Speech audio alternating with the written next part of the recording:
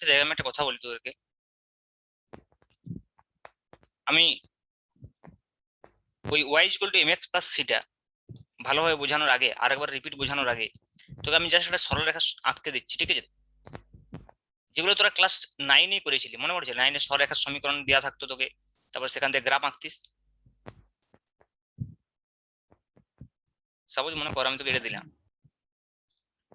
3x plus 2y equal to 5, এটা এঁকে দেখাতে পারবি? গ্রাফ পেপার আঁকতিস না?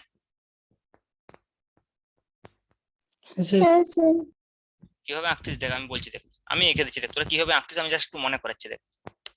3x plus 2y equal to 5, এখান থেকে তোরা কি করতিস? প্রথমে y বের করতিস, 2y equal to 5 minus 3x। তারপর বলতিস y ইকুয়াল টু তাহলে কত হবে না 5 মাইনাস 3x বাই 2। কি করতিস না এক্স ওয়াই এর মধ্যে ছক করতিস, যে যেমন করতিস এক্স ওয়াই। তাহলে এক্স ইকুয়াল টু প্রথমে 0 বসাতিস, তাহলে এক্স ইকুয়াল টু 0 বসাতে কত হচ্ছে? Y equal to 5/2। তাহলে ওয়াই সমান লিখতিস 5/2। এবার এক্স ইকুয়াল টু 1 বসাতিস, তাহলে এক্স ইকুয়াল টু 1 বসালে কত হচ্ছে দেখ 5 মাইনাস 3 মানে 2, 5 মাইনাস 3 2 2/2 কত? ওয়াই ইকুয়াল টু 1 নাকি হাফ 1/2। তেমনি দেখ এক্স ইকুয়াল টু যদি আমি 2 বসাই, এবারে 2, তাহলে কত হচ্ছে 5 মাইনাস 6 মানে মাইনাস 1/2। এটা 1 হচ্ছে না? হ্যাঁ স্যার। 1 হচ্ছে। সিমিলারলি যদি 3 বসাস, তাহলে 5 মাইনাস 4 5 মাইনাস 9 মানে মাইনাস 4/2 মাইনাস 2। এরকম কতগুলো পয়েন্ট বের করে তারপর সেই পয়েন্টগুলো কি করতিস? গ্রাফ পেপারে বসাতিস।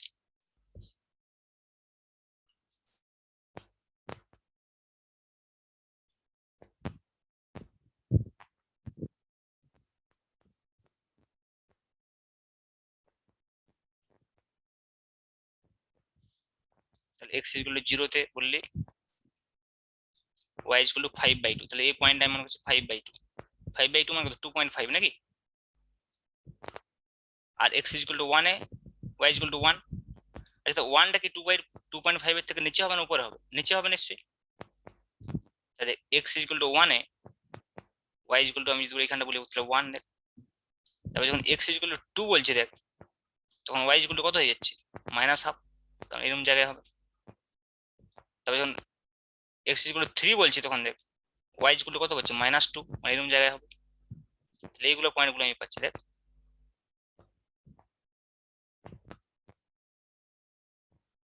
এই পয়েন্টগুলো পাচ্ছি না?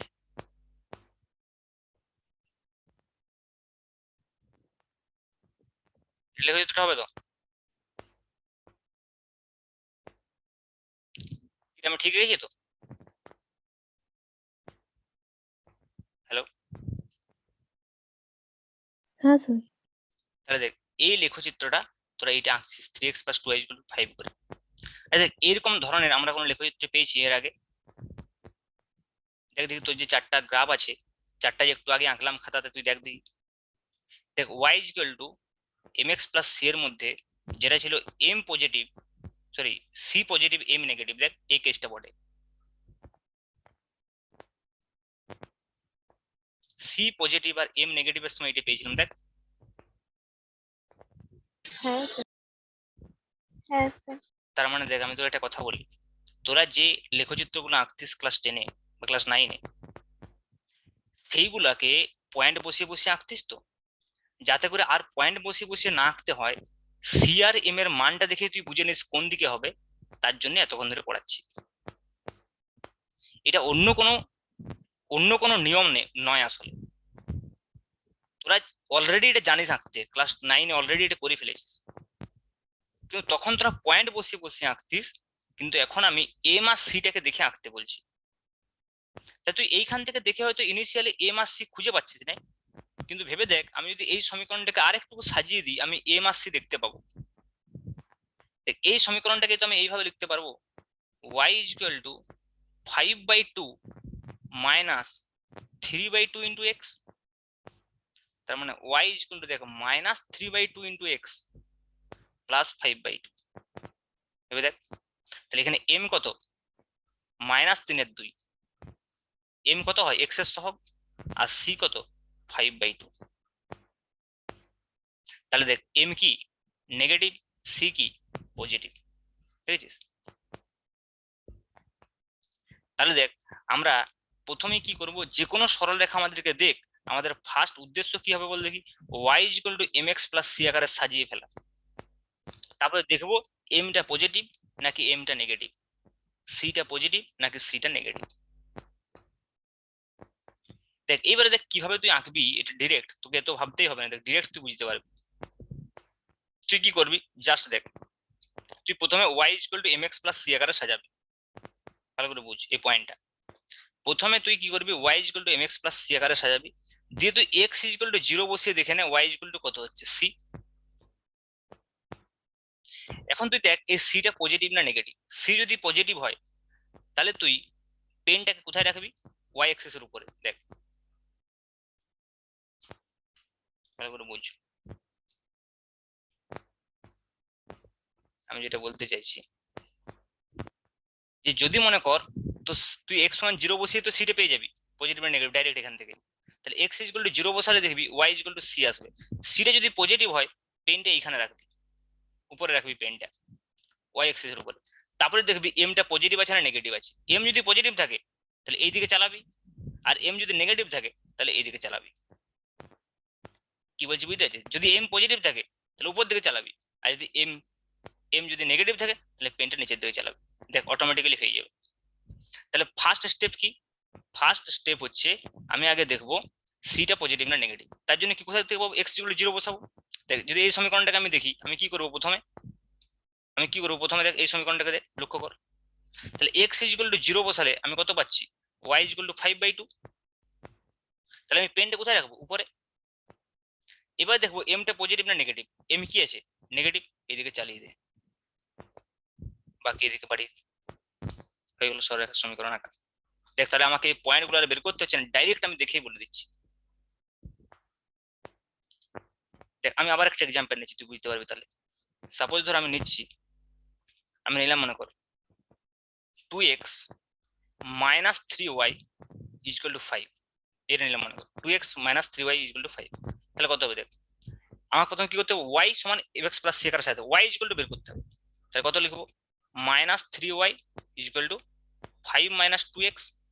তাহলে 3y = কত লিখবো, ঘুরিয়ে লিখলে 2x - 5। তাহলে y = কত লিখবো, 2/3x - 5/3 হয়ে গেল। এবার আমি x y গ্রাফটা এঁকে নিই, x and this is y। এবার কি করব, এখান থেকে কি করব, ফার্স্ট আমি দেখবো x = 0 তে, তাই তো। তাহলে x = 0 তে y কত, -5/3। পেনটা কোথায় রাখবো, নিচে। কেন মাইনাস বেরিয়েছে।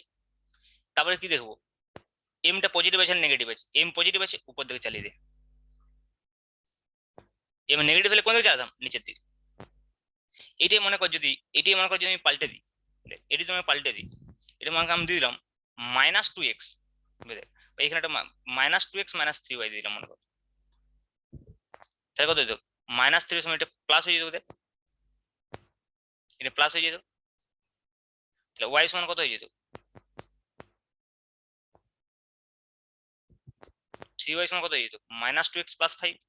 তাহলে কত হয়ে যেত, -2/3x + 5। তখন আমরা কি করতাম, দেখ তখন x = 0 বসালে কি হতো, y = 5/3। পেনটা কোথায় রাখবো, উপরে। এটা কিছু ভুল করলাম, -2x - 3y = 5। সেটা -5 হবে। -5। তাহলে আমরা কি দেখছি, দেখ x = 0 তে y = -5/3। তাহলে কোথায় রাখবো, পেনটা নিচে রাখবো। তারপর দেখ x এর সহগ কত আছে, ওটা তো +5 হবে, তারপরে হবে এইখানে না, প্রথম স্যার লাইনে, ওটা মাইনাস, Second আর line এ। -3y = +5 + 2x।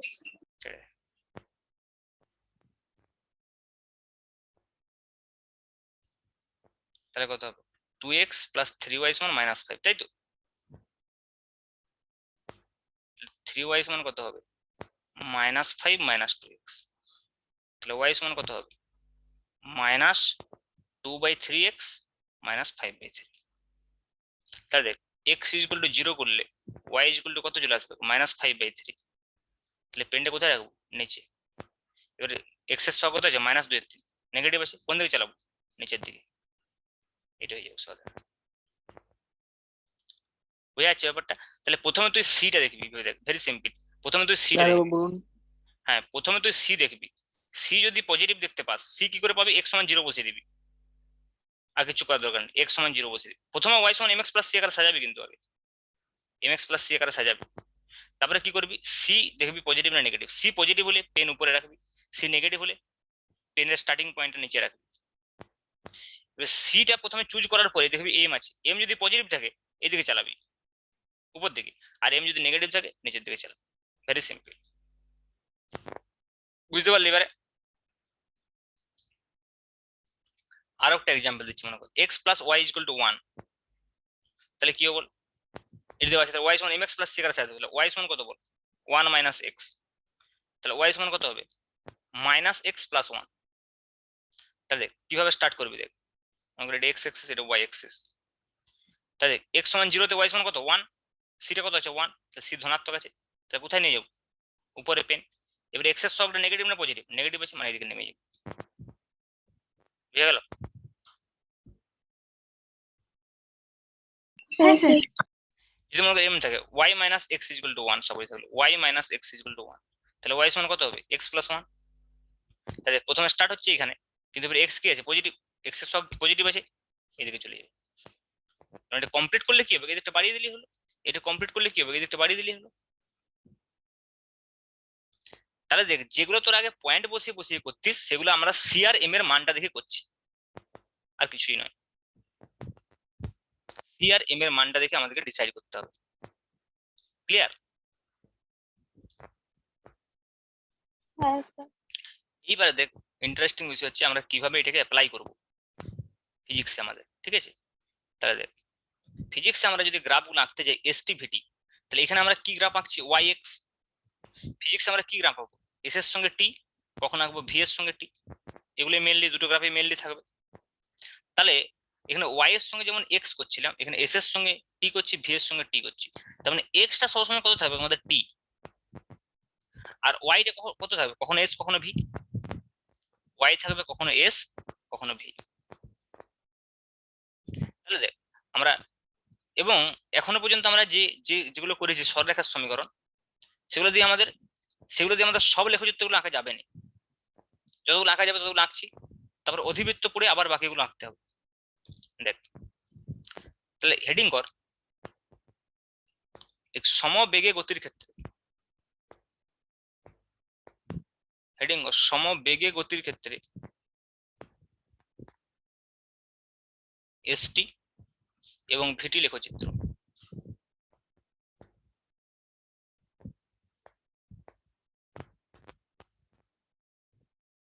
এসটি এবং ভিটি লেখচিত্র, সমবেগে গতির ক্ষেত্রে এসটি এবং ভিটি লেখচিত্র।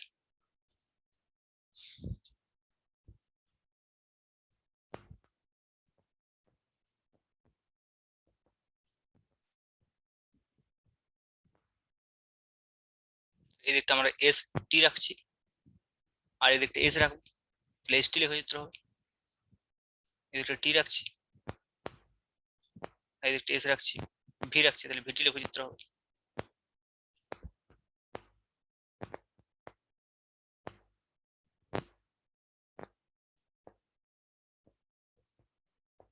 ভেবে দেখ, এবার তুই আমাকে বল যে এসটি লেখচিত্র যদি আমি আঁকতে চাই সমবেগে গতির ক্ষেত্রে, প্রথমে আমাকে কি জানতে হবে বলতে? কি তুই ওয়াই এক্স এর লেখচিত্র আঁকতে গেলে প্রথমে কি জানতে হচ্ছিল বলতে? কি ওয়াই আর এক্স এর মধ্যে কেমন সম্পর্ক রয়েছে, তাই তো?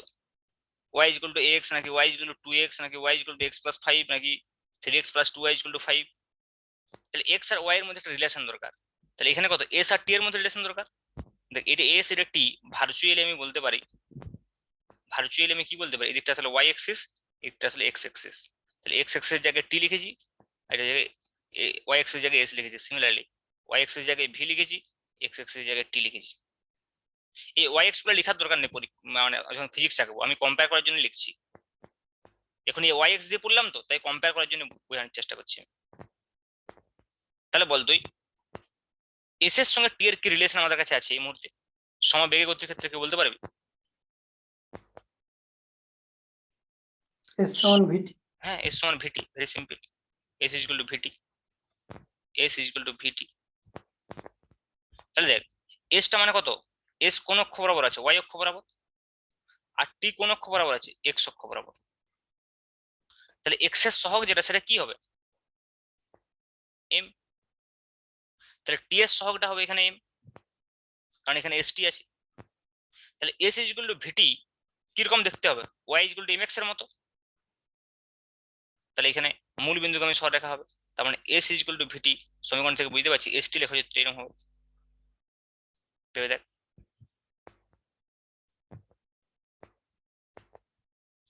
তাহলে এটা কি বোঝাচ্ছে দেখ। আবার যদি আমি ফিজিক্যালি দেখতে চাই, ফিজিক্যালি তাহলে দেখ টি যত বাড়ছে এস তত বাড়ছে, টি যত বাড়ছে এস তত বাড়ছে, টি যত বাড়ছে এস তত বাড়ছে, বাড়াই উচিত।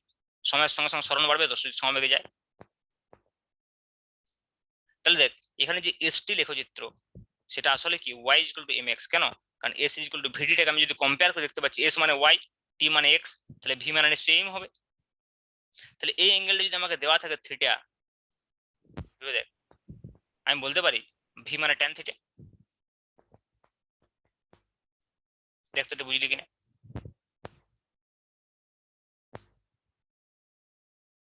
ভি মানে ট্যান থিটা কেন বলছি, কারণ ভিটা প্রবণতা, আমি কি বললাম সরলরেখার প্রবণতা কত হবে, ট্যান থিটা, একটু আগেই তো করেছি। তাহলে এখান থেকে আমি বলতে পারি যে এসটি লেখচিত্রের প্রবণতা বেগকে প্রকাশ করে। দেখ তো এটা ক্লাস 9-এ পড়েছিলি, মনে করে দেখ যে এসটি লেখচিত্রের প্রবণতা বা নতি বেগকে প্রকাশ করে। তাহলে এখানে আমি লিখতে পারি দেখ এসটি লেখচিত্রের নতি বেগকে প্রকাশ করে। এটা কি ভি সমান ট্যান থিটা, এটা কি এসটি লেখচিত্রের নতি,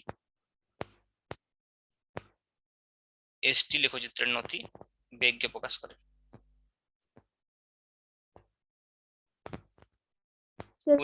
এই জায়গাটা আরেকবার বলবেন না? আমি বলছি Y is equal to M x এর Y is equal to M x এর এমটা কি প্রবণতা, তো এখনই করলি যে রে এম ইজ ইকুয়াল টু কত ছিল, ট্যান থিটা ছিল না? হ্যাঁ রে, হ্যাঁ স্যার। ছিল। হ্যাঁ তাহলে ভি ইজ ইকুয়াল টু কত হবে, ট্যান থিটা হবে না এখানে, কারণ এখানে এম এর জায়গায় তো ভি আছে, আর থিটাটা তো টি অক্ষের ধনাত্মক দিকের সঙ্গে কোণ। হ্যাঁ আবার দেখ তার মানে কি বোঝাচ্ছে এখানে, ওয়াই এক্স লেখচিত্রের প্রবণতা এম আর এস টি লেখচিত্রের প্রবণতা কি ভি। ওই জন্য বলছি এক্স টি লেখচিত্রের প্রবণতা বেগকে প্রকাশ করে দেয়। তার মানে তোকে যদি এরকম একটা এস টি লেখচিত্র এঁকে দেয়, সাপোজ আমি বললাম থিটা সমান 60 ডিগ্রি, বলো বেগ কত কোণাটা, tan 60 মানে কত, √3 মিটার পার সেকেন্ড। যদি একটা এক্সটি লেখচিত্র এঁকে দেয়, দিয়ে এসটি লেখচিত্রটা কোনটা দিয়ে দেয়, তো যদি বেগ জিজ্ঞেস করে তার মানে কত নির্ণয় করতে বলছে, আসলে ট্যান থিটা। কারণ কি এসটি লেখচিত্রের প্রবণতাটাই, এসটি লেখচিত্রের প্রবণতাটাই বেগ, প্রবণতা মানে ট্যান থিটা। ওই জন্য তখন ধরে পড়ালাম, বুঝা গেল? কতক্ষণ যে y equal to M x টা এত করে বুঝালাম কেন, এইটার জন্য এস ইকুয়াল টু ভিটির জন্য। তাহলে y equal to M x এর এমটা যদি ট্যান থিটা হয়, তাহলে এস ইকুয়াল টু ভিটি, ভিটা ট্যান থিটা হবে, কারণ এস এর সঙ্গে ওয়াই কম্পারেবল, এক্স এর সঙ্গে যদি টি কম্পারেবল হয়, তাহলে ভি এর সঙ্গে কে কম্পারেবল হবে, এম। বুঝা গেল?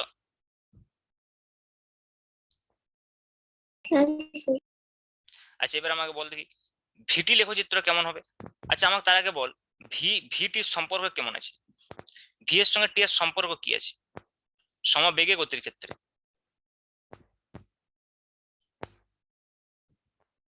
সমবেগে গতির ক্ষেত্রে ভি আর টি এর মধ্যে কোনো সম্পর্ক আছে কি?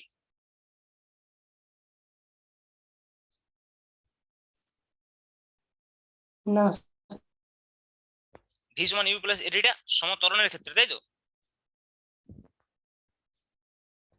এখানে আমাদের সমবেগে গতি চেয়েছে। সমত্বরণের ক্ষেত্রে আছে। তাহলে সমবেগের ক্ষেত্রে আমি এটা তো লিখতে পারি ভি ইকুয়াল টু ধ্রুবক, এটা লিখেছিলাম না?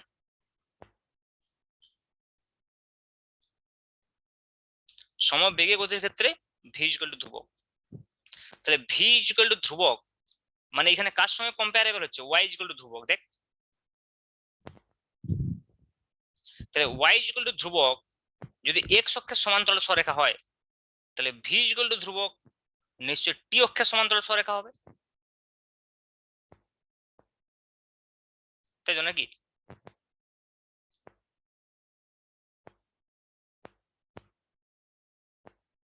এটাই ভিটি লেখচিত্র, এটাই ভিটি লেখচিত্র। ক্লিয়ার?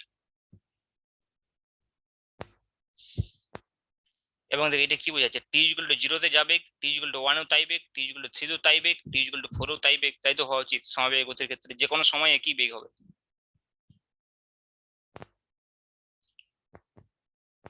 এবার দেখ সমত্বরণে গতির ক্ষেত্রে যদি আমরা ভিটি লেখচিত্র আঁকি কিরকম হবে। নেক্সট লিখ সমত্বরণে গতির ক্ষেত্রে ভিটি লেখচিত্র।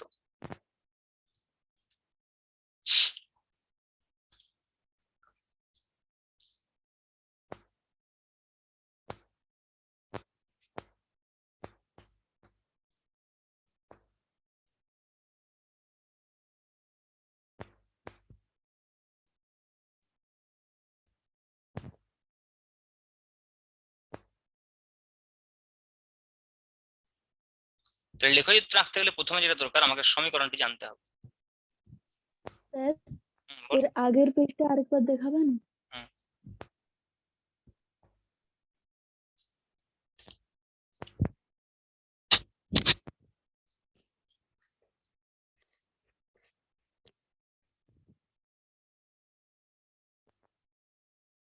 হয়ে গেছে।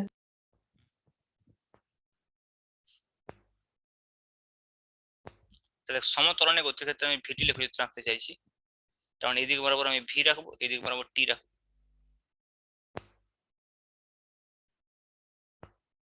এখন বলে ভিটির সম্পর্ক কি আছে আমাদের? ভি সমান ইউ প্লাস টি। ঠিক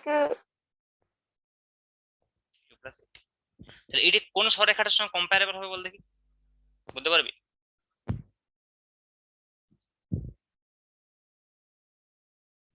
প্রথম একটা একদম mx যেটা প্রথমে লিখলেন, y equals to mx plus c। M সমান প্লাস ভি আর এম সমান negative m. y equal to mx plus c। তাহলে ভি ভি কত আছে? ভি দেখ y হচ্ছে না, ভিটা y অ্যাক্সিস বরাবর, টিটা x অ্যাক্সিস বরাবর। তাহলে টি এর সহগ কি হবে? এ এম হবে, মানে x এর সহগ কত ছিল? এম। এটা তো ফিক্সড। প্রথমে দেখ এটা তো আমি আগে ডিফাইন করে দিয়েছি অলরেডি, যে ভিটা y অ্যাক্সিস বরাবর নেবো, টিটা x অ্যাক্সিস বরাবর নেবো। তাহলে এটা কোন অ্যাক্সিস বরাবর হবে? এম অ্যাক্সিস, মানে এটা কত হবে? এম হবে। x এর সহগটা এম হয়। আর তাহলে যেটা বাকি পড়ে থাকে সেটা কত হবে? সি।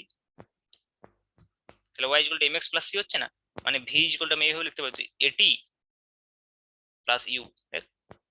তাহলে এ হচ্ছে যে এম, টি হচ্ছে যে এক্স, ইউ হচ্ছে যে সি, আর ভি হচ্ছে যে ওয়াই।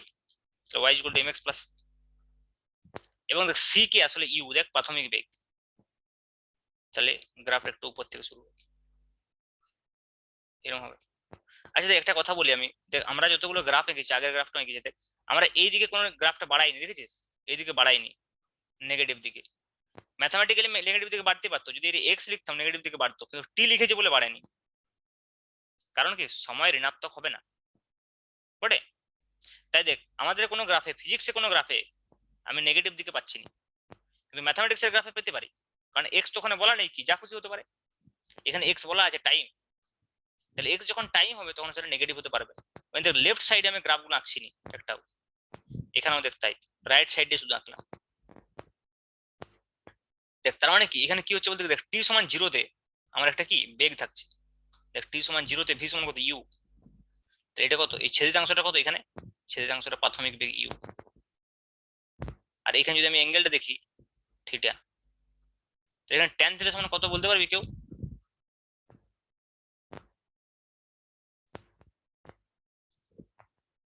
বলতো ট্যান থিটা মানে কোনটাকে বোঝাচ্ছে? ত্বরণ। হ্যাঁ এ বোঝাচ্ছে ত্বরণ, কারণ প্রবণতা তো ট্যান থিটা মানে। তাহলে এ তো দেখ এম এর সঙ্গে কে কম্পারেবল আছে? এম। এর সঙ্গে এম, তাহলে tan থিটা ইকুয়াল টু এ। তাহলে আমি বলতে পারি যে বেগ সময় লেখচিত্রের প্রবণতা ত্বরণকে প্রকাশ করে। এটা কি বোঝাচ্ছে? বেগ সময় লেখচিত্রের প্রবণতা বা নতি, বেগ সময় লেখচিত্রের নতি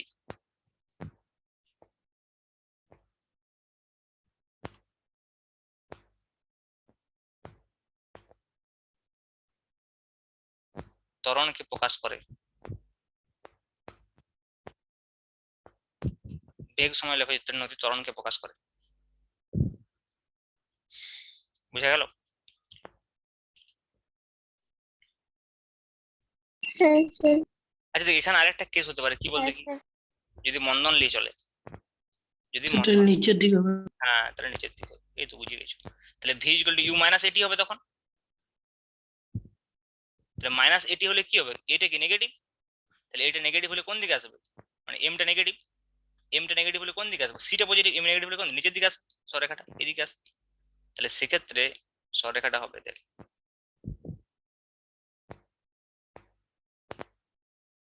এটা। তাহলে এটা যদি আমি ত্বরণ নিয়ে বলি, দেখ এটা যদি ত্বরণে বলি উপর দিকেরটা, তাহলে এটা মন্দনে, কারণ v equal to u minus a t. Minus a মানে কত? এমটা নেগেটিভ। আমি কি বললাম? এমটা নেগেটিভ হলে পেনটা কোন দিকে আসবে? নিচের দিকে। স্টার্টিং পয়েন্ট সবসময় এখানে, কারণ দেখ এখানেও কি ছিল? সি পজিটিভ, এখানেও সি পজিটিভ, এখানেও সি পজিটিভ। দেখ তাহলে সি পজিটিভ হলে কি স্টার্টিং পয়েন্ট উপরে হবে? স্টার্টিং পয়েন্ট সি, যদি এ যদি পজিটিভ হয় মানে এম পজিটিভ, তাহলে উপর দিকে যাচ্ছে না এদিকে আসছে? দেখ উপর দিকে যাচ্ছে মানে কি বোঝাচ্ছে? সময় যত বাড়ছে তত কি বেগ বাড়ছে। আর নিচের দিকে আসছে মানে কি বোঝাচ্ছে? সময় যত বাড়ছে তত বেগ কমছে। কমতে কমতে দেখ বেগ শূন্য হয়ে গেছে, দেখেছিস? প্রথমে এখানে এখানে সময় ছিল, শূন্য সময়ে বেগ সব থেকে বেশি ছিল। তারপরে কি বেগ কমতে কমতে কমতে কমতে কমতে কমতে যত টাইম বাড়ছে, দেখ টাইম বাড়ছে তত কি বেগ কমছে। আর এদিকটা কি ত্বরণটার জন্য কিন্তু যত টাইম বাড়ছে একটা পার্টিকুলার টাইমে ভেবে দেখ, এখানে মন্দন নিয়ে চললে এখানে পৌঁছাবে, আর ত্বরণ নিয়ে চললে এখানে পৌঁছাবে বেগ। তো এদিকে কি বেগ কমতে কমতে কমতে কমতে আসছে, আর এদিকে কি বেগ বাড়তে বাড়তে বাড়তে বাড়তে যাচ্ছে। তাহলে এটা এই বাড়তে বাড়তে চলতে থাকবে। আর এটা কি কমতে কমতে এক সময় কোথায় এসে পৌঁছাবে? জিরোতে এসে পৌঁছাবে। দেখ মন্দন নিয়ে চলছে। তারপরে জিরোতে পৌঁছানোর পর যদি আরো টাইম আমি দেখি, নেক্সট টাইমে দেখি, তখন দেখো কোনটা কি এবারে বেগ বাড়ছে। দেখ বেগ বাড়ছে, তার মানে এইখানে পর্যন্ত মন্দন নিয়ে গেছে, তারপরে এই পার্টটা কি ত্বরণ নিয়ে যাবে, ত্বরণ নিয়ে যাবে। যে কোনো মন্দনশীল কণা, ভালো করে জেনে রাখ, যে কোনো মন্দনশীল কণা বেগ কমতে কমতে প্রথমে শূন্যতে পৌঁছায়, স্থির হয়, তারপরে কি হবে? ত্বরণ নিয়ে বিপরীত দিকে চলবে। এক্সাম্পল আমি দিতে পারি, মনে কর পেন্ডুলামের গতি, পেন্ডুলামের গতি ভেবে দেখ। তাহলে আরেকবার বলুন তো ওই ভাষাটা। হ্যাঁ, ভাষাটা হচ্ছে যে কোনো মন্দনশীল কণা, যে কোনো মন্দনশীল কণা বেগ কমতে কমতে কণাটা একসময় স্থির হবে, এবং স্থির হওয়ার পর বিপরীত দিকে ত্বরণ নিয়ে চলবে। যেমন ধর এক্সাম্পল তুই বুঝতে পারবি, আমি একটা এই ধরনের এক্সাম্পল দিচ্ছি। দেখ মনে কর একটা বস্তুকে আমি মাটি থেকে উপর দিকে ছুঁড়ে দিলাম, বস্তুটা কি চলছে? মন্দনে চলছে, বেগ কমতে কমতে কমতে কমতে কোথায় যাবে? সর্বোচ্চ উচ্চতায় গিয়ে কি হবে? স্থির হয়ে যাবে। তারপরে কি হবে? যখন নিচের দিকে পড়বে তখন কি ত্বরণ নিয়ে পড়বে। দেখ তাহলে প্রথমে বেগ কমতে কমতে কমতে কমতে শূন্য হলো, তারপরে নিচের দিকে কি ত্বরণ নিয়ে চলতে শুরু করলো। ক্লিয়ার? হ্যাঁ স্যার। যদি অনুভূমিক গতির কথা বলিস, তাহলে সরল দোলগতি বা পেন্ডুলামের গতি একটা নির্দিষ্ট পয়েন্টের সাপেক্ষে দেখবি একটা পেন্ডুলাম, দেখ একবার এইদিকে যাচ্ছে একবার এইদিকে যাচ্ছে। তাহলে যখন এইদিকে যাচ্ছে কি মন্দন নিয়ে যাচ্ছে, মন্দন নিয়ে যাচ্ছে কি বেগ শূন্য হয়ে গেল, তারপরে এইদিকে যখন রিটার্ন করবে তখন কি ত্বরণ রিটার্ন করবে, তখন কি ত্বরণ নিয়ে যাবে। তাহলে প্রথমে যখন এইদিকে যাচ্ছিল দেখ এই পাশে, যখন এইদিকে যাবে দেখ মন্দন নিয়ে যাবে, কারণ বেগ কমতে কমতে কমতে কমতে বেগ শূন্য, তারপরে বেগ শূন্য হওয়ার পর কি উল্টো দিকে রিটার্ন করবে। যে কোনো মন্দনশীল কণার ক্ষেত্রে এটা হবে, যদি অবশ্যই কণাটা ফ্রি পার্টিকেল হয়।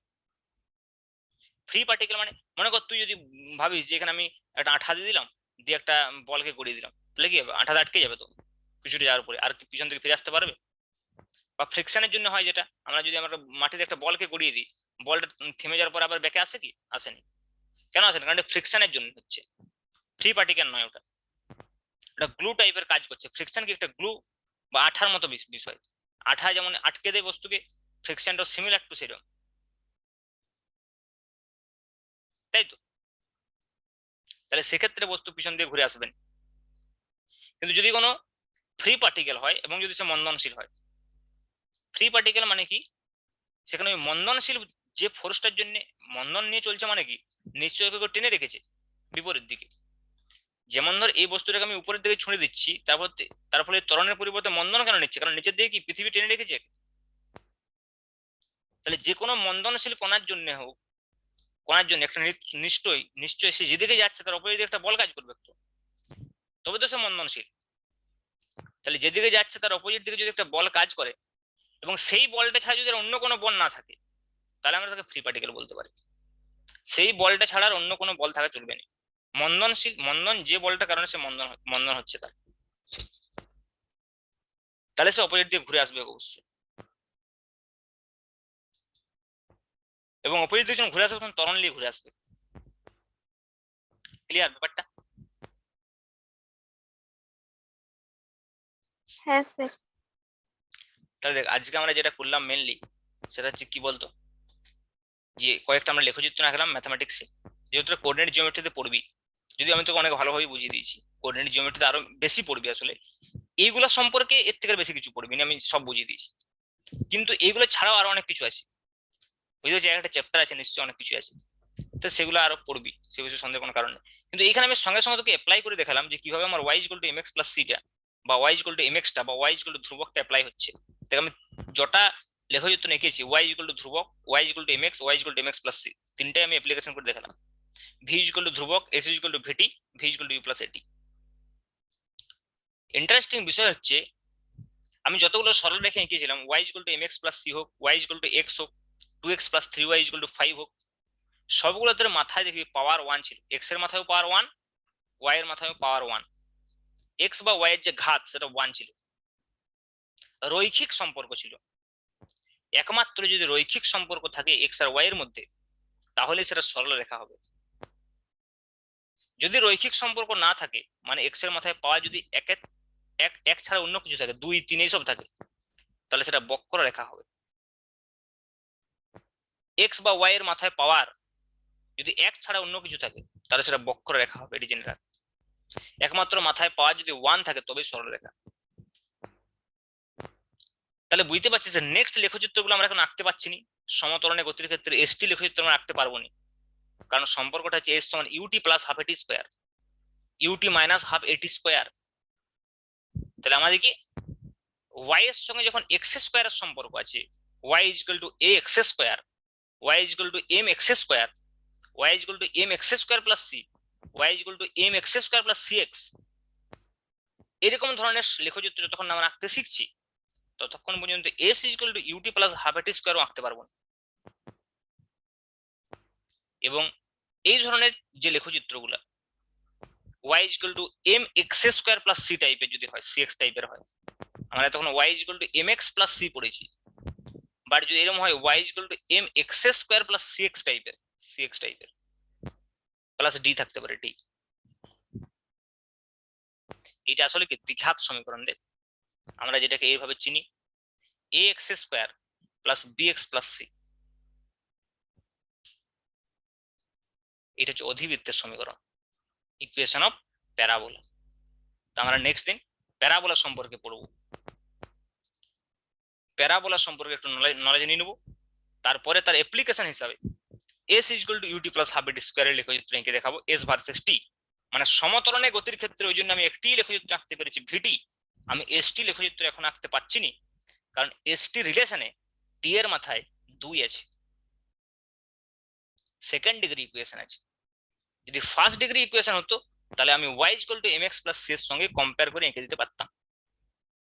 তাহলে আমাকে সেকেন্ড ডিগ্রি ইকুয়েশন যদি থাকে, অর্থাৎ দ্বিঘাত সমীকরণ যদি থাকে, তাহলে সেক্ষেত্রে আমাকে লেখচিত্রটা আঁকতে আগে শিখতে হবে, তাহলে আমি এটা আঁকতে পারবো, এস ভার্সেস টি লেখচিত্র। ক্লিয়ার?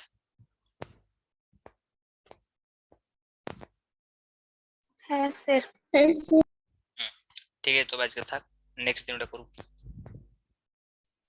তোরা একটু রিভাইজ করে এগুলো, আমি খুব হালকা হালকা করে পড়াচ্ছি, আস্তে আস্তে করে। হ্যাঁ, এবং একদম স্পিডে যাইনি। লোকে এগুলো ঝড় ঝড় ঝড় ঝড় সব বলে দেবে, দেখবি একদিনে সব শেষ করে দিচ্ছে, একদিন দুদিনে কিচ্ছু বুঝবি নি। ঠিক আছে।